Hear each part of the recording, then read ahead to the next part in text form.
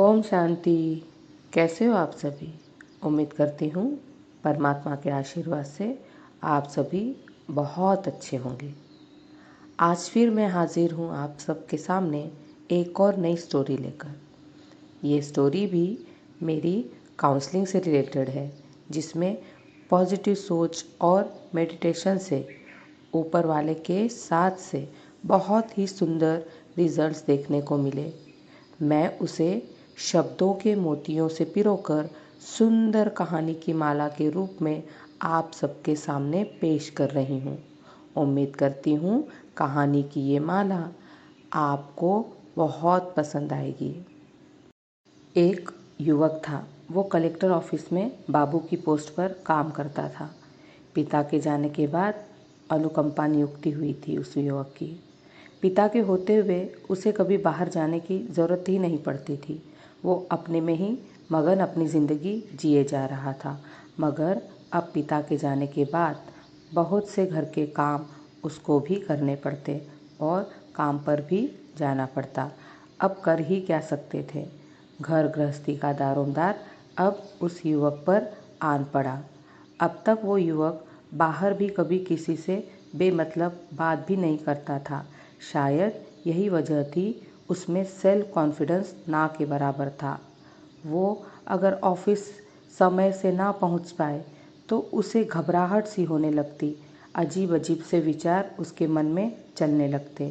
इसके चलते वो युवक बहुत परेशान रहता। उसको किसी ने मेरी काउंसलिंग के बारे में बताया कि वो मैम बहुत अच्छी काउंसलिंग करती हैं।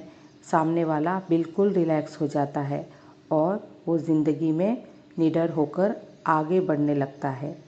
उसने कहा, अगर ये बात है, अगर उन्होंने मेरे अंदर चेंज ला दिया तो मैं मान जाऊंगा तुम्हारी बात को। अब उस युवक का मेरे पास कॉल आया कि मैम ऐसी ऐसी प्रॉब्लम है मेरी और इस वजह से मैं बहुत परेशान रहता हूँ।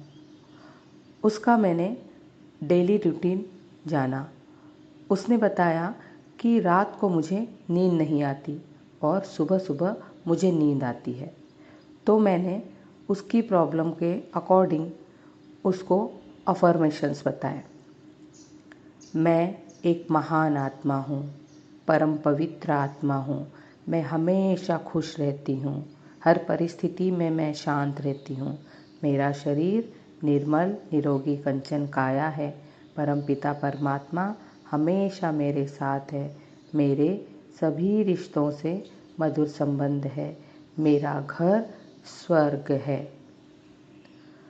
उस युवक ने कुछ दिन इन अफर्मेशंस को यूज़ किया तो थोड़ा उसको रिलैक्स फील हुआ। मगर अभी भी उसकी मेन समस्या ख़त्म नहीं हुई थी। तो उसके लिए उसे मैंने कहा, मैं मास्टर सर्वशक्तिमान हूँ, निर्भय हूँ, निश्चिंत हूँ। सुबह से तो बोलना ही है और दिन भर में इसको मन के मन में चलने भी देना। तो उस युवक ने मेरी बात मानी। उसने देखा कि उसका सेल्फ कॉन्फिडेंस धीरे धीरे बढ़ रहा है। पहले वो अपने साथी कर्मचारियों से भी बात नहीं करता था। उसमें एक महिला कर्मचारी थी। वो तो हमेशा ही किसी न किसी बात को लेकर उसको परेशान करती है, ऐसी उसकी सोच थी। और कलेक्टर के आने का जैसे ही उस युवक को पता चलता तो वो तुरंत ही इधर उधर हो जाता, मगर उनके सामने नहीं जाता। अगर गलती से वो उनके सामने से गुज़र भी जाए तो घबराहट के मारे वो युवक ब्लैंक हो जाता था।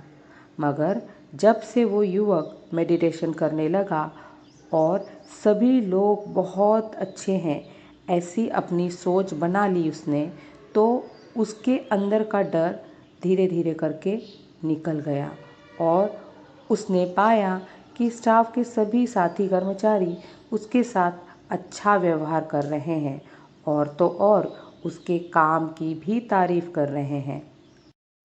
एक दिन उस युवक को किसी कारणवश कलेक्टर के सामने जाना पड़ा।